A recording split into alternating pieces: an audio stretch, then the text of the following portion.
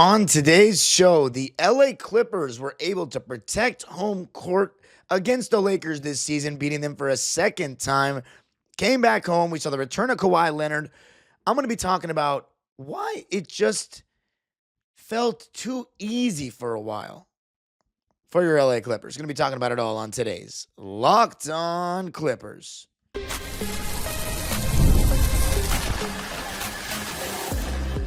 You are Locked On Clippers, your daily Los Angeles Clippers podcast, part of the Locked On Podcast Network, your team every day. Yes, sir. You are locking in with the Clips. Thank you for making Locked On Clippers the first listen of your day, your team every day. I'm your host, Darian Vaziri, born and raised in LA, been a Clipper fan for 21 years, been covering the team on my own YouTube channel, Dime Dropper, for 6 and 4 right here on the Locked On Podcast Network, your team every day, and now the #1 sports podcast network. Make sure you subscribe and hit the notification bell to get us up to 9,000 subscribers before the end of the season. And of course, you can listen wherever you get your podcasts. This episode is brought to you by Game Time. Game Time is the best place to get great deals last minute on tickets. Just download the Game Time app, create an account, and use code LOCKEDONNBA for $20 off your first purchase. Clipper Nation. How about that one? I wasn't able to be at the game because I was too busy getting W's, clinching playoff berth for my school team, so shout out to all my players. But it was a great day for me because my teams won, the Clippers still won. We beat the Lakers for a second straight time, both times at Intuit Dome. We've won this season. And I'm going to be talking about what made it seem like it was too easy for so much of the game. The performance of Zoo that just was so different than what we've seen this season on a consistent basis. And then talking about the stars. But my biggest takeaway, so yeah, unfortunate that I couldn't be at this game. But it sounded great on TV. You know, this game was an Amazon Prime game, nationally televised. Really cool to see Blake Griffin, doing studio analysis for a Clipper game. But the crowd sounded good. I just wanted to put that out there. And we were up by 26 points at one point. And this Laker team has, they said at the top of the telecast, the 7th best record in the league. Now, I haven't watched the last 15 Laker games. I can't lie. I watched all of the first 20, and then I've just been super busy when my school season started, so I just haven't been able to watch a second basketball team, a second NBA team. For them to come off a win against Denver, and I get they're missing Austin Reeves. We're missing Derrick Jones Jr. and Bogey. I think they were, I was going to double check if they were missing Gabe Vincent or if it was DNP coach's decision. No, Gabe Vincent played. Man, it was so quiet, I didn't even notice him. But, so they were missing Austin Reeves. We're missing Derrick Jones and, what's his name? Bogey. But again, as I've said, I don't think we need Bogey anymore. But no Austin Reeves is a big loss. But that being said, they just beat Denver. The good news for us was we got Kawhi Leonard back. And it was, I was saying, I don't know how long he's going to be out. When they say it's a knee problem with Kawhi, I just get nervous. But we got Kawhi back. He was on a minutes restriction, capped at 26.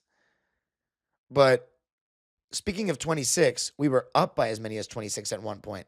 And I'll talk about how the Lakers got back in the game, but for so much of this game, it just felt too easy. And my biggest takeaway, as cliche as it is that every time we play the Lakers since we got Chris Paul, like the first time, Lob City, 90+% of the time, we just want it more. Like, I know it's cliche, but we are so much more lively defensively.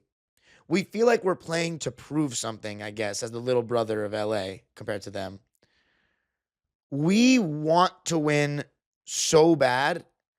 And I noticed that from Paul George. I noticed that from Chris Paul. And the way that our whole team played in this one, from a defensive standpoint coming off a loss, and mainly for me, a rebounding standpoint.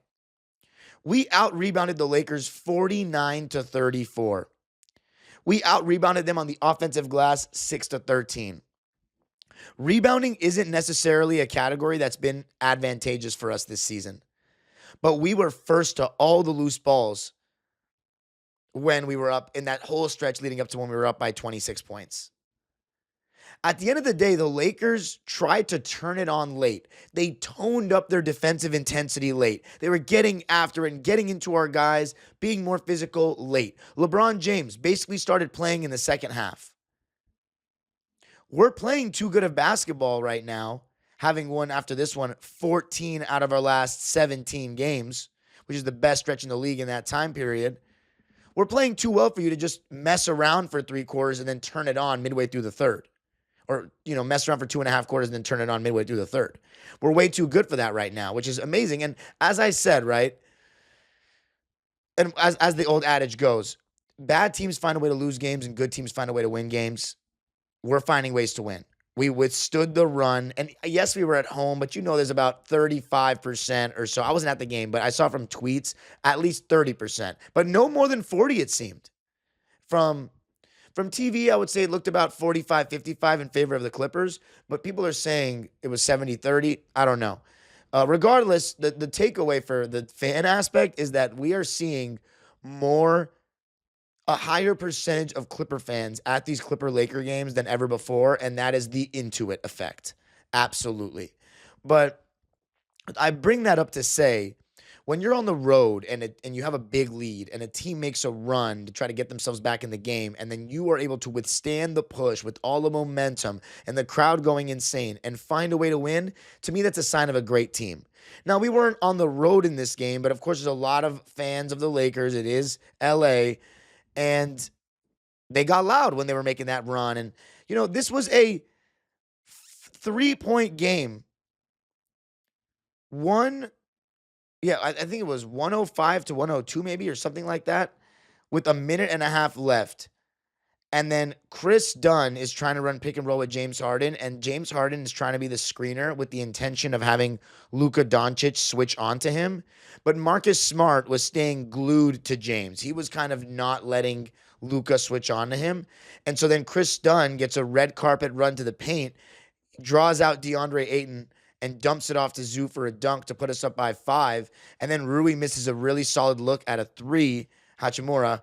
And then John Collins gets a wide open 3 from a Kawhi Leonard kick out and hits it to seal the game and put us up 110 to 102. And then we ended up winning 112 to 104 to make it 20-24 on the season, 12-9 at Intuit. I've missed 7 games now this season, so the max I can go to now is 34. My goal is to get over 30 regular season games because I don't think I've ever hit that number. My career high was 29 in the 2023-24 season. So that's my goal, is to hit 30 regular season games. We'll see. My school season's almost over, so I'll have a lot more time. But yeah, as far as a quarter-by-quarter breakdown, we outscored them 36-29 in the first, 28-18 in the second. They outscored us 25-22 in the third and 32-26 in the fourth. But we were up by as many as 26. We withstood their run and made big plays down the stretch. And ultimately, I think we won because we straight up just wanted it more. Our effort was more consistent for 4 quarters than theirs was. And at the end of the day, maybe it does mean more to us to beat the Lakers because we are the team that's never won, and they are the team with 17 rings, but 12 of them in Los Angeles. So that's a lot. It's 12-0 if we're talking local titles. So yeah, maybe we have a chip on our shoulder and they don't, but whatever. It's a loss for them and it's a win for us. I don't care.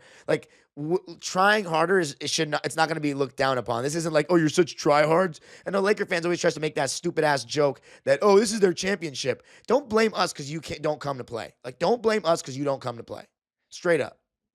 But we'll see. It's 2-1 on the season series. When we go back to Staples Center, we'll see if the Lakers win. I mean, at the end of the day, they are a better team than us this season. They're probably going to finish with a better record, but we'll see who's playing better basketball going into the playoffs. I don't think either team is a championship contender because I don't think there are many championship contenders in the league.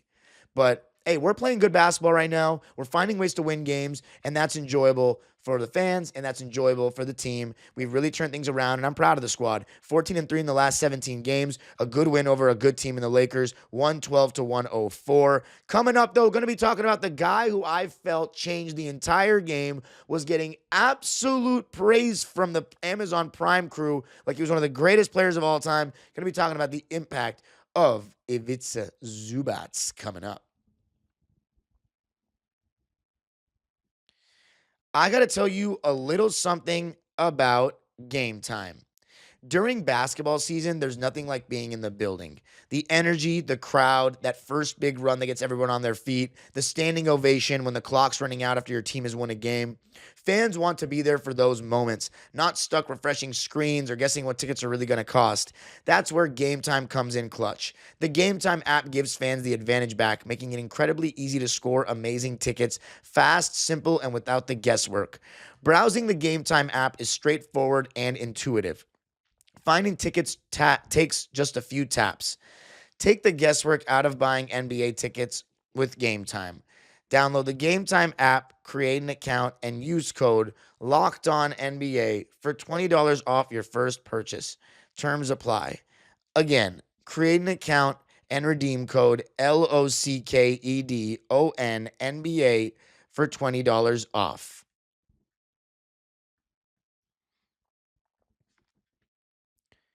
Thank you for making Locked On Clippers your first listen of the day. And thank you for making Locked On the #1 sports podcast network. If you haven't already, go check out our new Everydayer Club. It gives you access to an ad-free audio version of Locked On Clips compatible with Apple Podcasts, Spotify, and every other major podcast app. And it invites you to chat with other listeners of the show and myself on the Locked On Everydayer Club Discord, which includes a group chat just for listeners of this show. All you got to do is go to lockedonclippers.supercast.com or tap the link in the show notes to learn more. Let's chat, Clipper Nation. All right, so now talking about this one, 112-104 over the Lakers, returning home. I will be there on Sunday, albeit late because I'm going to be at the SoFi watch party for the Rams-Seahawks NFC Championship game, which means I'm probably going to miss the Terrence Mann festivities, which is going to break my heart because I am the biggest Terrence Mann fan, or one of the biggest in Clipper Nation for sure. Obviously got the chance to meet him in Vegas, which was amazing. I got another meeting Clippers story from last night. I'm going to talk about it at the end of the show. Stay tuned for that. But for me, the biggest difference maker in this game was Zoo.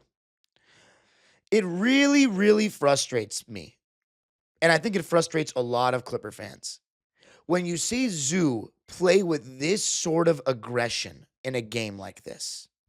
Because it's like, why haven't we seen this more consistently? Because it's not, yeah, his shot making maybe was a little bit better, but not really. He was 7 for 13. 18 points on 7 for 13 shooting and 4 of 4 from the free throw line with 1 turnover and 1 steal and 0 assists. Nothing about that stat line screams anything new for Zoo this season. But 19 rebounds? Oh, yeah. That's when you know Ivica Zubac is locked in. 10 offensive boards. This is coming against Deandre Ayton, who has gotten the better of Zoo in a lot of matchups, including most notably, of course, it was 5 years ago, but the Western Conference Finals where Ayton was literally Phoenix's best player against us. Deandre Ayton was quieter than a church mouse. 4 points and 5 rebounds to go along with 1 block and a turnover on 2 for 5 shooting in the whole game. Ivica Zubac sunned Deandre Ayton in this game. And it's crazy because you listen to Candace Parker and Dwayne Wade and Kevin Harlan and even Udonis Haslem in the studio on the Prime crew, right? You would think if you didn't listen, if you haven't watched the Clippers this season on a consistent basis, that Zoo has been just as good this year as he was last year.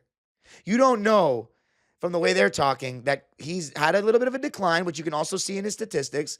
And some Clipper fans, and I think they're wrong, but I respect everybody's opinion, have even gone as far as to say that Brook Lopez should have started instead of him because of a stretch that we had where we were winning without Zoo. The fact that that's even been a discussion, you would have never thought listening to the Prime crew last night. But I'm always down for any sort of national praise for Ivica Zubac, even if it's slightly like they're gassing him up a little too much for this season. But man, he went out there and proved them right every step of the way. The way he was crashing the offensive glass, and even late in the game, momentum is against us. It's all with the Lakers. Zoo crashes the offensive glass, gets a loose ball foul. Doesn't go in the stat sheet as a rebound, but those kind of plays are winning plays. Zoo was a force on the glass. He was a force down low. He was finishing strong. He was playing with that fire in his body language that I always say, that's Zoo Shack, that's Zoo Alcindor, that's whatever nickname you want to call him, that's that version of Zoo. which we haven't had much this season. I don't even think we've gotten that version 10 times this season. But Zoo is still a beast when he wants to be. First of all, I very much understand that he has something against the Lakers. That's very obvious. They traded him, and I know Magic is not there, but Pelinka's still there. And then secondly, I saw that clip that my boy Ryan, who's been in my vlogs, shared to me, and that I posted on Twitter that did the numbers, where he was trying to get him to sign his rookie basketball card in a Laker jersey, and Zoo looked like somebody just spat in his food. He was like, "Where's the Clipper one, man?" He really does not mess with them like that. So you can add Zoo to the list with Chris Paul and Paul George and these guys that take playing against the Lakers somewhat personally. Zoo was a man amongst boys, and for me, he was the player of the game. 18 and 19. He nearly had a 20-20 game in 32 minutes. And when he's playing like that, it changes the entire ceiling of this team. He wasn't the only one who had a solid game. How about John Collins, who continues to be a solid force and one of the biggest reasons that the season has turned around? 13 points, 5 rebounds, 1 assist, 1 turnover on 5 for 7 shooting. 1 for 3 from deep. So 4 for 4 from inside the arc. He made the big 3 to seal the game. JC has been awesome lately, and it's made a huge difference in our team. As far as matchups go, we had Chris Dunn on Luka, and I think he did a hell of a job. Zoo on Ayton. James Harden on Marcus Smart. John Collins on Jake LaRavia, and Kawhi on LeBron to start the game. On the other side, they had, of course, Ayton on Zoo. LaRavia on Kawhi, not LeBron. Bron was guarding John Collins. Luka on Dunn, and, of course, Marcus Smart on James Harden. We held Luka Doncic to 11 for 27 shooting. He got his 32 points, but he was 3 for 13 from downtown. I think we did a really solid job of, even though he got 10 free throws anyway, keeping him off the foul line more than that because he's always trying to bait for fouls. But 3 for 13 from 3 and 11 for 27 from the field. We will absolutely take that all night long. Also, some contributions from the two guys that have made a huge impact of late. Kobe Sanders coming in off the bench in this game with Kawhi Leonard starting again and knocking down 2 corner threes right away. 3 threes overall in the first quarter. Had 11 points in this game, so double figure scoring off the bench, and we only went 9 deep. Nico, Brook, Jordan Miller, and Kobe Sanders. Kobe Sanders had 11 points, 4 boards, 1 assist, and 1 steal to go along with 2 turnovers on 4 for 6 shooting and 3 of 4 from downtown. So he was really, really efficient, and you just can't say enough about what Kobe Sanders has given this Clipper team in this stretch that we've gone 14-3. He's been absolutely amazing. He's exceeded all expectations, and his shot making, when it's efficient, it's always a good game for him because he does the other things pretty well. He knows how to play the game. He knows when to cut. He knows not to hold on to the ball for too long. He knows his defensive coverages. He just does a really solid job of contributing in a lot of different ways. And then the man who is on the best stretch of his entire career, Jordan Miller, another double-figure scoring game for him. 14 points, 3 rebounds, 1 assist, 1 steal.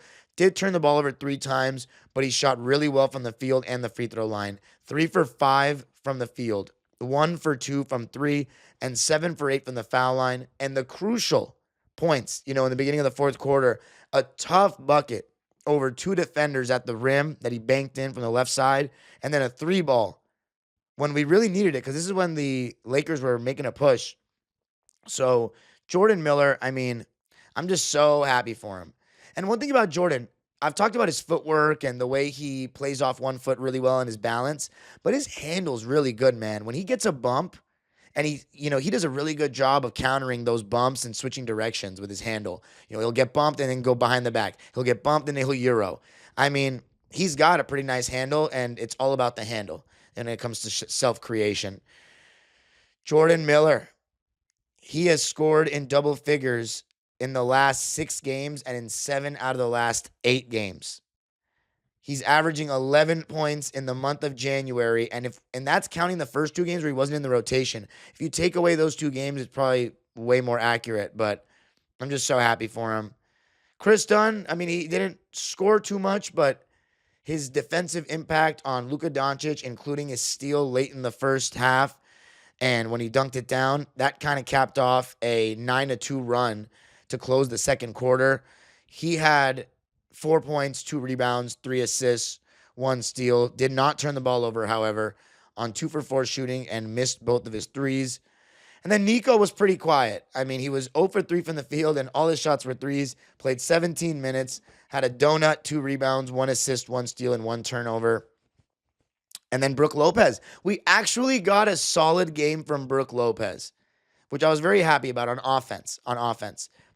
10 points, 2 rebounds, 2 assists, 1 turnover on 4 for 6 shooting and 2 for 4 from 3. Brook Lopez scoring in double figures, giving us that pick and pop threat with Zoo being an absolute monster, getting a double-double. That is the way. That is what we thought was going to be the case before the season even started. And in Zoo's case, he's been on a little bit of a double-double streak. He's had 4 in a row.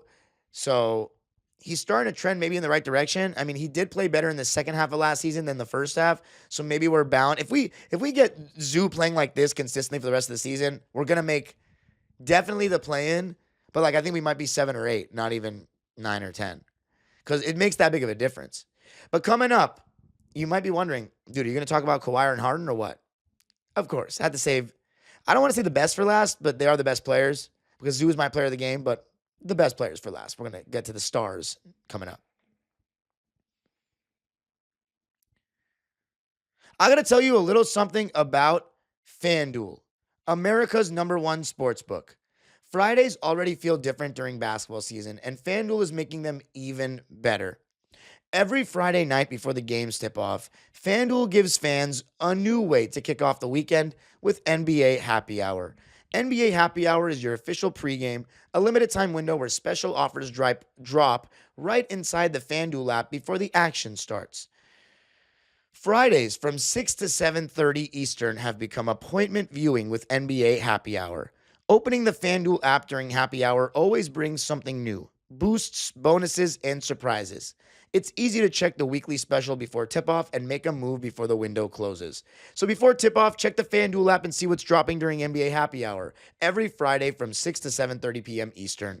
A little basketball, a little action, and a whole lot of Friday energy. That's NBA Happy Hour only on FanDuel, the official sportsbook partner of the NBA. All right. So the Clippers winning it 112 to 104 over the Lakers. Kawhi Leonard and James Harden, they're the guys that lead this ship. They're the guys that have been the catalysts of our 14-3 run. I'm going to start with James Harden. Did not have a good shooting game, but he just made a lot of plays throughout it. You don't win this game without James. 18 points, 7 rebounds, 10 assists, 2 steals. Really good moments of some active hands from James Harden, especially in one-on-one situations. Had some nice steals, particularly in that second quarter. And he made a huge three. Huge. When it was 91-93 and the Lakers were on a 38-14 run, he made a huge three on a catch and shoot and make it 96-91. James did turn the ball over 7 times, though, and shot 6 for 21 from the field and 2 for 6 from 3, and only got to the foul line 4 times, which is pretty rare for him. But he was still a plus 13 in his 38 minutes, got a double-double, and we don't win this game without him. But he has been in a shooting funk for sure. He's only shooting 38% from the field in January and 26% from 3. So, I think he's bound to start shooting better soon. But I think he was absolutely impactful in this game, and we don't win this game without him, not at all. And then Kawhi Leonard. He was on a minutes restriction at 26 minutes. He didn't even close the second quarter, which was actually a good run for us. So I was pretty impressed by that from our guys. And it was James, it was Kobe, it was Jordan Miller, Chris Dunn. But Kawhi got off to a hot start. His jumper was going early, took advantage of that Ayton drop coverage, and he was continued to be aggressive in the second quarter. He had 14 points at halftime, but he only scored 10 the rest of the way. And in the fourth quarter, I felt part of the reason why the Lakers were coming back is because Kawhi was doing too much. We've seen that from him at times in second halves of games throughout his Clipper tenure. But they were at times hedging really hard on the ball screens with him, or loading up really heavily, or collapsing when he drove. And he's just taking too long to get rid of the ball. Just swing it, dude. Swing it. We're wide open. We have wide open guys. And I think he's seeing it. I think he just wasn't making the simple play. And again, I love Kawhi being aggressive, but, our guys are starting to play well. So you got to trust them. But I still think Kawhi played a really solid game, especially on the defensive end. 24 points, 5 rebounds, 4 assists, 1 steal, 2 turnovers on a very efficient 9 for 19 from the field, 3 for 7 from 3, and made all 3 of his free throws. So that is all the individual stats. As far as team stats, the Lakers shot 45%, we shot 48%. They shot 33%, we shot 39% from 3. So again, we had a bad shooting night against the Bulls, but we've been shooting well lately.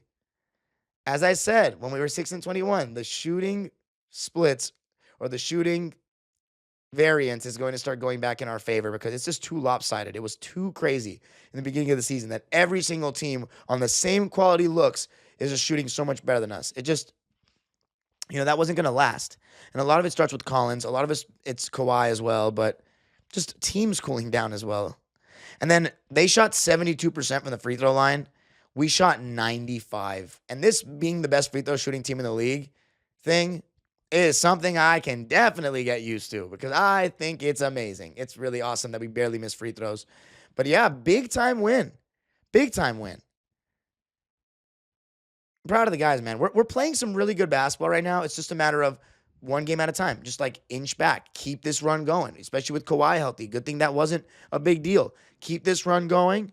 And before you know it, we might be flirting with that 9 seed. Right now, we are flirting with that 9 seed. Portland is a game above 500. We're 4 games below. So we're about 1.5 or 2.5 games below them. So we just got to one game at a time it. One game at a time it. You can follow me on Twitter and Instagram at DimeDropperPod. Subscribe to my own YouTube channel, Dime Dropper, for even more LA Clipper content. And Locked On Clippers is free and available wherever you get your podcasts, including YouTube. Make sure you subscribe and hit the notification bell to get us up to 9,000 subscribers before the end of the season. And of course, you can listen wherever you get your podcasts. And don't forget to sign up for the Everydayer Club, where you can chat with me, other listeners of the show, and get an ad-free version of the pod. The age-old proverb continues, go Clippers.